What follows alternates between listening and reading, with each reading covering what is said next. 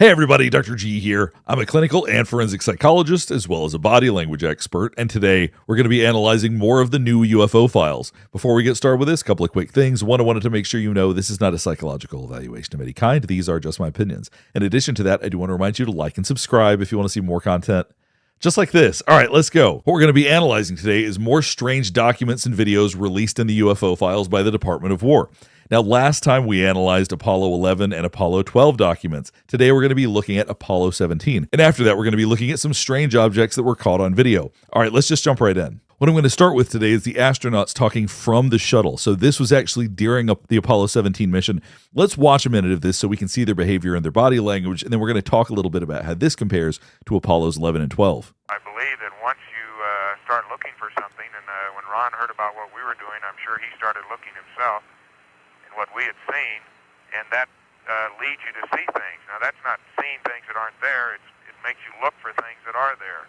And that's extremely important, and that's where the kind of training all three of us have had, I think, has made it possible for us to find a lot of things that might not otherwise been found. Now, I know that this press conference is mid-flight, so I would expect that their behavior and body language might be a little bit different, but at this point, we're not seeing the same type of self-soothing that we saw on Apollos 11 and 12. This one is addressed to all three crewmen. What will you remember most about this mission?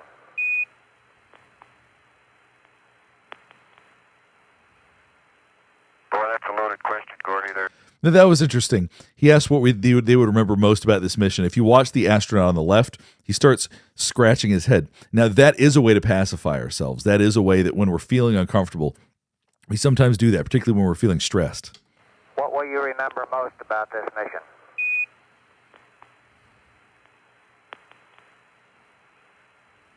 Boy, that's a loaded question, Gordy. There's so many things, but I think probably the thing that...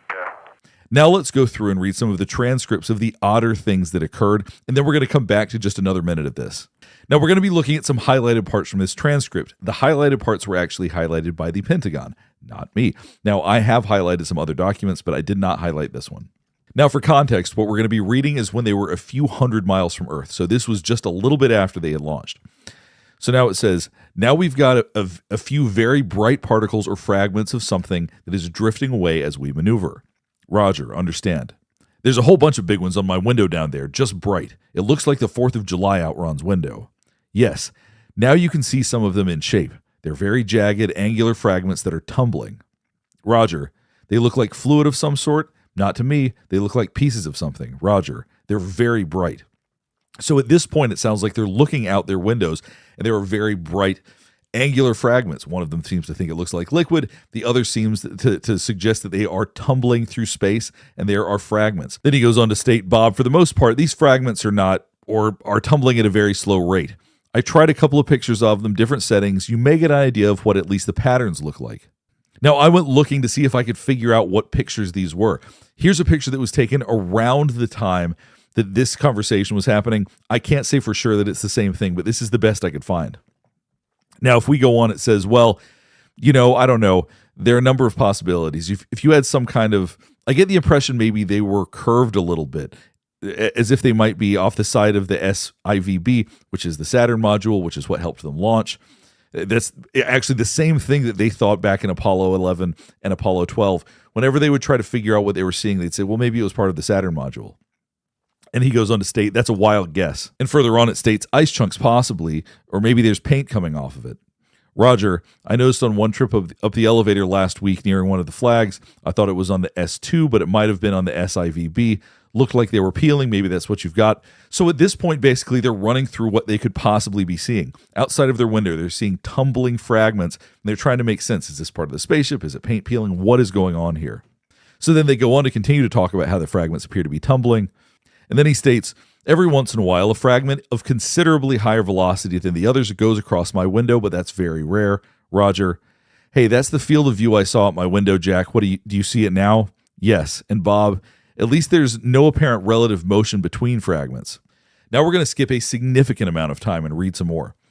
Okay, to add to today, not last night, but I guess the first night I was in bed, I definitely saw some of these because I had a hard time going to bed. To start with, I saw some of the same peripheral horizon type things you said were not the type of data you were looking for, but I also saw some sets of the streaks. And probably the most imposing thing I remember, and the last thing I remember before falling asleep, was the fact that there was a very bright spot that flashed right between my eyes like a very bright headlight, like a train coming at you, only with a flash. It's difficult probably to estimate the frequency of any of these because I was in a sort of sleepy, hazy mode. So now we're not talking about tumbling, jagged objects. He's talking about a light that looked at him like a train coming towards him. But then, as today, I saw some that flashed and lit up the horizon, some that lit up peripherally, and I guess, as you say, there's a different kind of data. But I did see them there, and today they impressed me. As I talked about with the other Apollo mission, these guys are scientists. They are naturally skeptical. If they experience something, they aren't going to go, well, this is something unusual. They're going to say, I'm going to figure out what this is. And that sounds exactly like what he's trying to do. He's trying to get through process of elimination, figure out what could this possibly be. He goes on to state, when you don't have anything else to do, why don't you have somebody predict where the SIVB is? I think that I've got her spotted behind us and above us with respect to the Earth and our travel from it. So they're really only able to think this must be part of the Saturn module. This must be part of what launched us up into space because nothing else would make any sense. Now he goes on to say, hey, Bob, I'm looking at what Jack was talking about, and it's definitely not a particle that's nearby because there is another one I can look at and get a three-dimensional comparison with. It's a bright object, and it's obviously rotating because it's flashing. It's way out in the distance, and as I say, because there are particles that are close by, and it's obviously not one of those, it's apparently rotating in a rhythmic fashion because the flashes come around almost on time. And it's as if we look back to Earth, and it's up around 11 o'clock, maybe 10 or 12 Earth diameters. I don't know whether it does you any good, but there is something out there. And then he goes on to say, and I just want to emphasize that it's definitely not one of these particles that tends to look like a star out there. It's something physical in the distance. And they continue to describe the motion they're seeing. Let's call it the XZ plane of the spacecraft. One unique thing about it, Bob, is that it's got two flashes. As it comes around in rhythmic fashion, you get a very bright flash, and then you get a dull flash. And then it'll come around with a bright flash, and then a dull flash. So they go on to try to explain that they think it's the side of the Saturn module and then the engine bell. So basically they're suggesting that the Saturn module is rotating and that you're seeing one side of it, then you're seeing the engine bell. What's more interesting is they go on to say the commander doesn't think I can see the engine bell on that thing. Roger, Jack. Is that with a monocular you're looking at it? So a monocular is basically this thing that magnifies by a huge amount. So if you're looking at something through the monocular, it's almost like a telescope or something like that. It's going to tremendously magnify what you're looking at. However, he goes on to say he couldn't see the engine bell if he had 10 binoculars. So what they're saying is that cannot be the Saturn module. So what they're seeing rotating is truly an unidentified object at this point.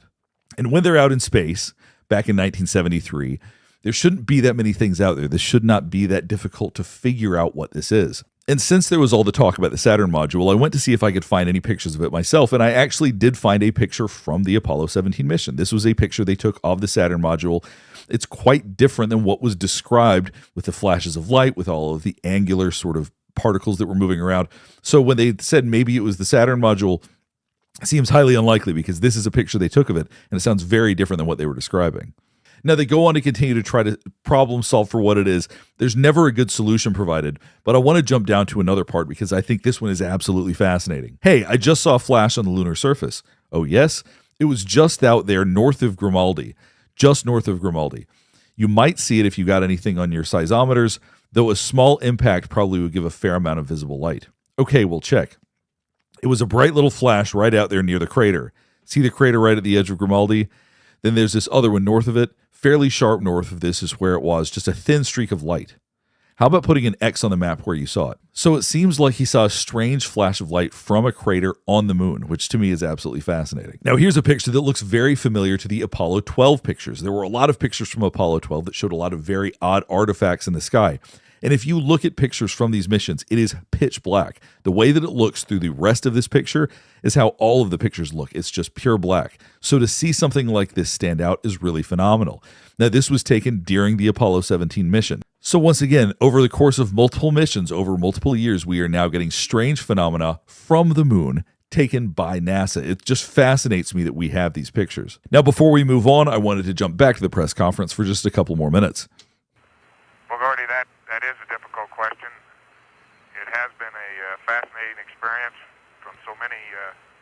detail aspects, I guess generally speaking, the thing I carry back with me, I hope, is an increased perspective, not only for the history of the solar system, but I hope for the future of mankind within that solar system. That was a very interesting response, and one that makes me wonder if they have a different perspective of the universe now, that they have now experienced things that make them see everything a little bit differently. Periodic reports from each of you about gastric distress in one form or another. Does this trouble make you think that the 3 Skylab missions of 28, 56, and 56 days... It's fascinating to see how differently they present than the guys from Apollo 11. This is only 4 years difference. It looks like it would be decades apart because their behavior is so different, because their way of interacting is so different. But it seems like they are a lot more calm about whatever it is they've experienced, and maybe it's because they're still mid-flight. It's very possible that having a few weeks quarantined, waiting to respond to questions, maybe that makes you feel differently about the things you experienced. But at this point, we're seeing a very different type of behavior from the folks on Apollo 17. It's also very possible that they were debriefed on the strange things experienced on Apollo 11 and 12. But as you can see, their behavior is light years different. Looks like at times there was still some discomfort, but very, very different than Apollo 11. Now, here's a little bit of audio that was released from the flight of Gemini 7. This was prior to the Apollo missions, so this was not a moon landing mission. Gemini 7 here, Houston 98. Loud and clear. 7, go ahead. Bogey at 10 o'clock high. So this would have been 1965, and he said that they have a bogey at 10 o'clock high. And this would have been when they would have been very, very high in the air. This is Houston. Say again, 7. So we have a bogey at 10 o'clock high. Roger. Gemini 7, is that the booster or is that an actual sighting? So you heard him say, was that the booster? That seems to be where they always go. Is this the booster? Is this part of the rocket? Is this part of what launches them up in the air and all of that? So, of course, that's the first thing they try to eliminate. Say again, 7. So we have several, looks like the 3 up here, actual sighting. So he said it looks like an actual sighting. You have any more information, estimated distance or size? But we also have the booster in sight. And they also have the booster in sight. So he's seeing the bogey, which would obviously be some kind of unidentified object in the sky, but he can also see the booster, so he knows it's not the booster. Understand you also have the booster in sight, Roger. And we have very, very many, looks like hundreds of little particles going by to the left out about 3 to 4 miles. Hundreds of little particles flying out around 3 or 4 miles. Understand you have many small particles going by on the left. At what distance? 4 miles. Looks like perhaps a vehicle that's disintegrated. Roger, understand they're about 3 to 4 miles away.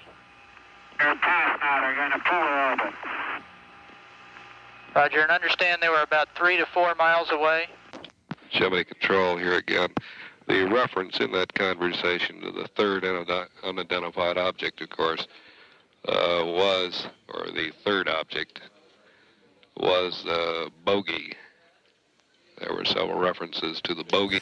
Now, I want you to keep in mind one thing that's very interesting, if we're to pay attention to the sound of the way people were speaking, is no one sounded that anxious, no one sounded panicked, which does make me curious if this is something they had experienced before or something that was a little bit more predictable than we would think. Maybe this was the first time they'd ever seen any kind of bogey like that. But the way that they responded makes me think maybe that has been anticipated. Maybe that's something they've dealt with before. Now we're going to look at some of the videos that were released by the Department of War. These are all considered unresolved. So in other words, they don't know what this is. This one right here is from Iraq. And as you can see, there's that little white dot there.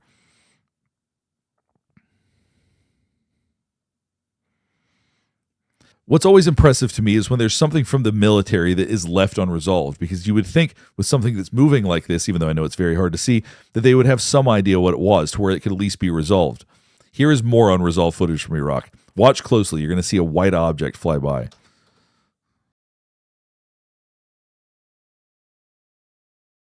And while it's easy to think maybe it was a bug, maybe it's something that's more mundane, and maybe it is, you would think that that would be resolved by them. It wouldn't be something that would be left unnoticed, because I'm sure they deal with bugs and flying things all the time.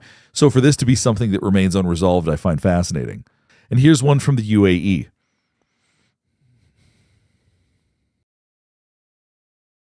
Now, the farther ahead we go and the more technology that we have available commercially and from the military, it does become a lot harder to suggest entirely that this couldn't be man-made.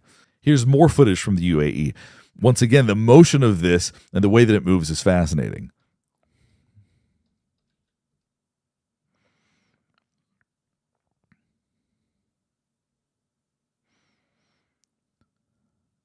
If you just look at the speed at which this is moving, it's just incredible.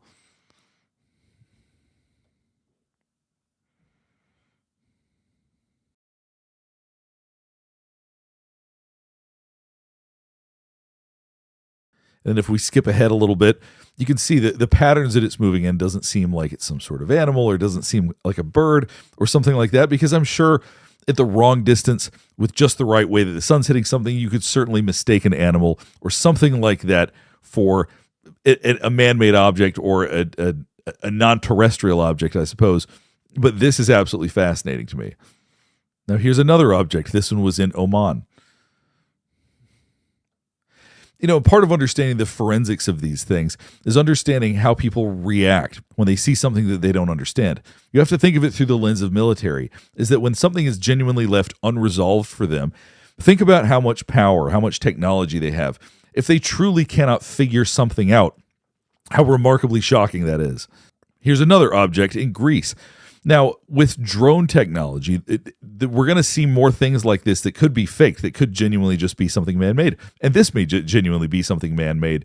But being able to come up with something that could fly around like this, it'll be a lot less convincing that it's not something that could be available commercially, because drone technology now is ridiculous. It is incredible. And if you added some lights to it and you had it fly around in certain patterns, you could do pretty much anything you want. And this was October of 2023.